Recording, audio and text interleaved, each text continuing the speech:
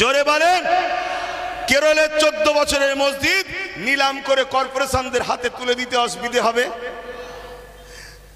গুজরাটের 13 বছরের মসজিদ ভেঙে ওটাকে কর্পোরেশনদের হাতে, আদানি আম্বানির হাতে তুলে দিতে অসুবিধে হবে?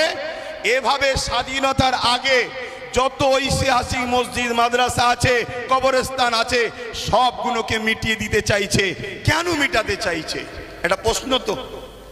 এক তো লোভ, অর্থ, টাকা, আমাদের উপরে হিংসা, এগুলো তো ইত্যাদি। কিন্তু বাস্তবটা শুনুন, বাস্তব বলে এটাই।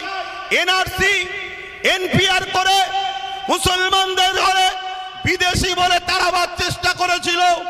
আফগানিস্তান, পাকিস্তান, বাংলাদেশ বিভিন্ন রাজ্য থেকে অমুসলিম ভাইরা এলে তারা নাগরিকত্ব পাবে, মুসলমানরা পাবে না, এই বলে বিভাজন করতে চেয়েছিল। সেই জায়গায় আমি বলেছিলাম অবশ্যই দিন কোনো আপত্তি নাই, কেন আমি বুক ঠুকে জানি বাংলাদেশ থেকে কোনো মুসলমান ভারতে আসেনি, পাকিস্তান থেকে কোনো মুসলমান ভারতে আসেনি, আফগান থেকে কোনো মুসলমান ভারতে আসেনি। তাই আমাদের নাগরিকত্ব দিবার প্রয়োজন নয়। আমরা ছিলাম, আমরা আছি, আমরা যে এখানকার প্রমাণ দেবো কি করে?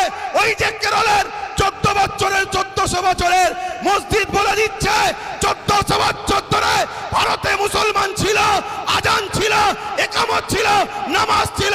ওই যে গুজরাটের 1300 বছরের মসজিদ বলে দিচ্ছে ভারতবর্ষে মুসলমান ছিল 1300 বছর ধরে, আজান ছিল, নামাজ ছিল। তাই ঐতিহাসিক মসজিদগুলোকে বিরান করে, কবরগুলোকে মিটিয়ে দিয়ে এরা সমাজকে দেখাতে চাইছে মুসলমান এদেশে নতুন করে এসেছে, তবে তো এনআরপি করে, এনআরসি করে আমাদের তাড়াতে সুবিধা হবে।